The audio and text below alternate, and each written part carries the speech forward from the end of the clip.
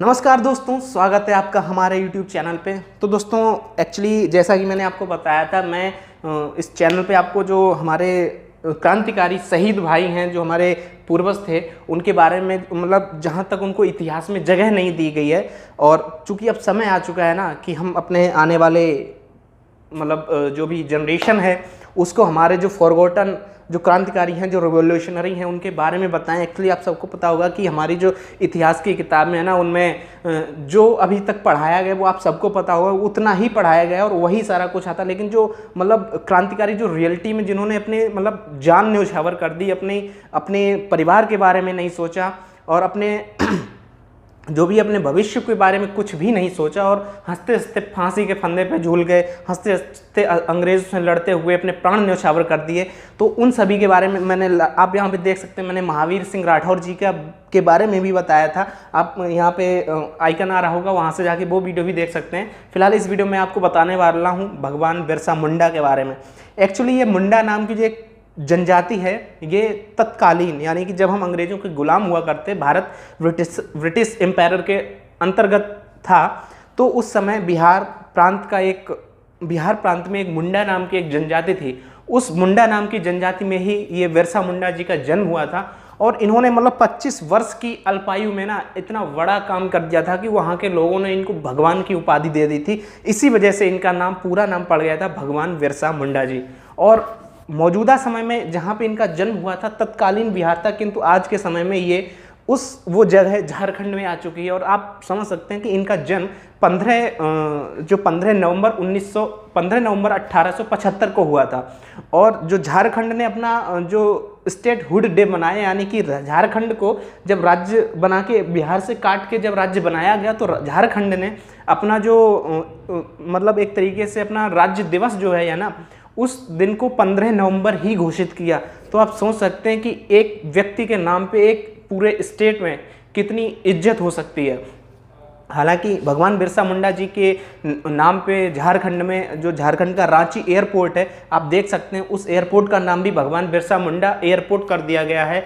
और जो राउरकेला में एक अंतर्राष्ट्रीय यानी इंडिया का सबसे बड़ा एक स्टेडियम बन रहा है, जो फुटबॉल स्टेडियम है शायद, तो उसका नाम भी भगवान बिरसा मुंडा के नाम पे ही रखा गया है। और मतलब बहुत सारी झारखंड की मतलब बहुत सारी संस्कृति है जो भगवान बिरसा मुंडा जी के नाम पे ही वहाँ की सरकार चला रही है, फेमस कर रहे उनको। मतलब एक तरीके से उनका जो बलिदान है उसको मतलब स्टेट लेवल यानी राष्ट्रीय स्तर पर पहुंचाने के लिए झारखंड सरकार बहुत प्रयास कर रही है। उसी संदर्भ में आपको बताने वाला हूं। एक्चुअली आप में से किसी ने नहीं सुना होगा कि आपने सुना होगा कि राणा प्रताप, सबको पता होगा महाराणा प्रताप के बारे में। महाराणा प्रताप जब मुगलों से लड़ाई लड़ रहे थे, तो वो अपने तलवार, एक तरफ जो राजपूताना की जो सेना थी, राजपूताना आर्मी थी, वो तलवार से लड़ाई लड़ रही थी, लेकिन दूसरी तरफ जो मुगल आर्मी थी, जो मतलब आप समझ सकते हैं, जो अकबर की आर्मी थी, वो बंदूकों से लड़ाई लड़ रही थी। तो एक तरफ तलवारें चल रही थी, एक तरफ बंदूकें चल रही थी, आप सबको पता होगा। सेम वही कंडीशन भगवान बिरसा मुंडा जी के साथ में हुई थी। जब ये अंग्रेजों से लड़ाई लड़ रहे थे, तो एक तरफ ये तीर और कमान यानी जो आपको पता है धनुष बाण से लड़ाई लड़ रहे थे, लेकिन जो अंग्रेजों की तरफ से गोलियां चल रही थी। तो इन्होंने मतलब धनुष बाण के दम पे अंग्रेजों को हराया था। तो दोस्तों इनका जो जन्म था, इनके बारे में आपको बता रहा हूँ। 15 नवंबर 1875 को मुंडा जनजाति में, जो तत्कालीन बिहार था, वहाँ पे हुआ था। लेकिन क्या हुआ ना कि हम सब अंग्रेज़ों के अधीन थे, तो अंग्रेज़ों ने हमारे ऊपर बहुत अत्याचार किया। जनरली क्या था ना कि जो हमारी मतलब एक तरीके से जो खेती योग्य भूमि थी, जहाँ पे नॉर्मली हम रह रहे थे, उस जगह पे तो अंग्रेज़ों ने बहुत आसानी से अधिकार कर लिया था। लेकिन ये फैक्ट है, हिंदुस्तान के इतिहास में जो जनजातियाँ हैं ना, जो जंगलों में निवास करती हैं, जो भील है, कोल है, ये लोग कभी किसी के गुलाम नहीं हुए। एक्चुअली इनका जो एक तरीके से जो क्षेत्र है ना, उस क्षेत्र के अंदर घुसने की किसी ने हिम्मत नहीं की, कोई ये लोग बहुत आक्रामक हुआ करते थे। लेकिन समय बढ़ता गया, अंग्रेज़ों को लगा कि जो वो मतलब झारखंड का जो अभी रीजन है, उस समय भी वहाँ पे बहुत सारे मतलब वन हुआ करते थे, यानी बहुत जंगल हुआ करता था। तो अंग्रेज़ों ने एक फॉरेस्ट बिल पास करवा लिया अपनी पार्लियामेंट से, और उस फॉरेस्ट बिल के अकॉर्डिंग अंग्रेज़ लोगों ने मतलब एक तरीके से पर आदेश दे दिया और ये लगभग 1895 में इन्होंने ये बिल पास कराया था, फॉरेस्ट बिल, और उस बिल के तहत अंग्रेजों ने पूरा जंगल काटना स्टार्ट कर दिया। एक्चुअली अंग्रेजों ने बोला था कि जंगल काट के इसको खेती योग्य भूमि बनाओ। एक और अंग्रेजों को ये पता नहीं था कि उस जगह पे बहुत सारे माइंस हुआ करते थे, यानी कि जो मिनरल्स थे, मतलब जैविक जो खनिज वगैरह थे, उस समय इतना फेमस नहीं था। यदि वो होता तो अंग्रेज उस जगह को छोड़ने वाले नहीं थे। तो जब उन्होंने कुछ जंगल काटने का आदेश दे दिया तो वहाँ की जो जनजातियाँ थीं उन्होंने घोर विद्रोह किया। लेकिन हुआ ये कि उस विद्रोह का नेतृत्व करने वाला कोई नहीं था। ऐसे में भगवान बिरसा मुंडा जी निकल के आते हैं, और ये निकल के आते हैं और ये उन सभी जनजातियों का जो किसान हुआ करते थे उनका नेतृत्व करते हैं, और नेतृत्व में ये बोलते हैं कि ये आपकी ज़मीन को हथिया रहे हैं। और इसके बाद में ये मतलब अपनी, आप देख सकते हैं, अपना गुट बना के, अपनी पूरी टोली बना के अंग्रेज़ों के ऊपर धावा बोल देते हैं। अपना तीर कमान से ही इन्होंने पूरी लड़ाई लड़ी थी।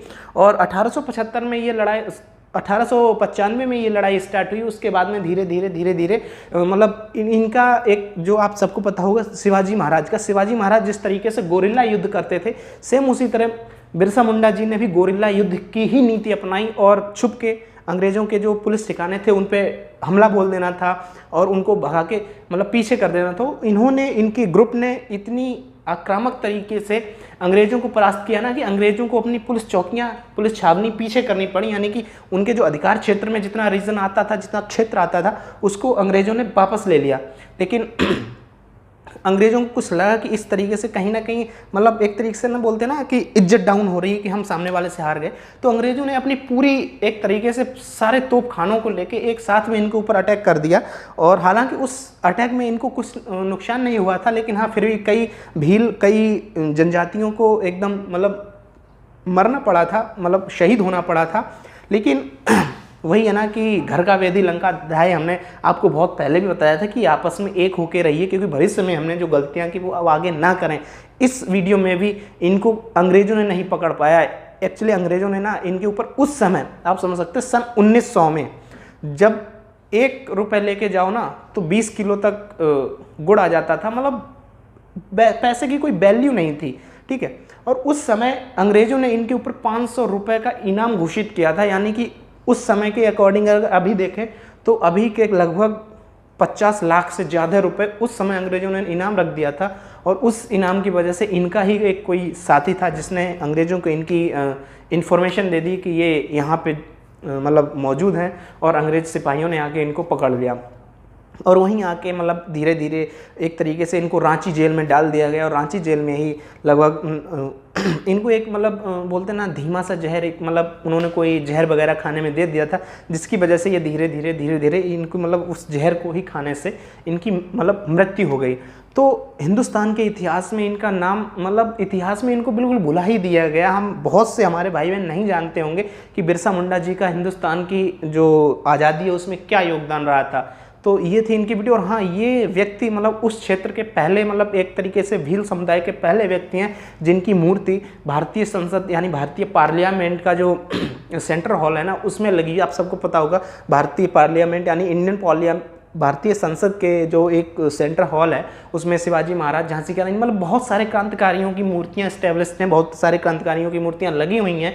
तो उन्हीं मूर्तियों में एक भगवान बिरसा मुंडा जी की भी मूर्ति लगी है। और इनको ना जब इन्होंने वहाँ पे विद्रोह किया था अपने जनजाति समूह के लोगों के समर्थन के लिए, तो वहाँ के लोगों ने इनको धरती पुत्र यानी धरती बाबा या धरती, मतलब वहाँ की लैंग्वेज में बोला जाता है धरती आवा की उपाधि भी दी। और जिस तरीके से मतलब हम लोग बोलते हैं ना हिंदुस्तान जिंदाबाद या वंदे मातरम, मतलब जो हमारा एक स्लोगन होता है इनकलाब जिंदाबाद, तो वो सुनते ही हमारे एकदम मतलब खून एकदम मतलब गर्मी आ जाती है खून में।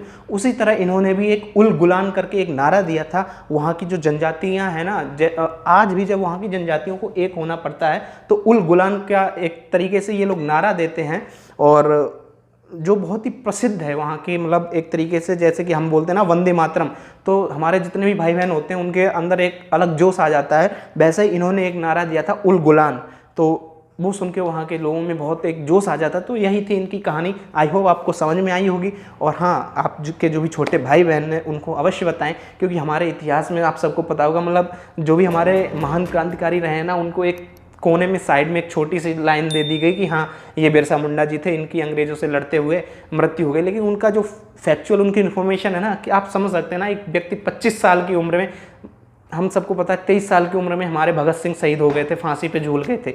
ये हमारा बिरसा मुंडा जी 25 साल की अल्पायु में अंग्रेज़ों से लड़ते हुए शहीद हो गए थे।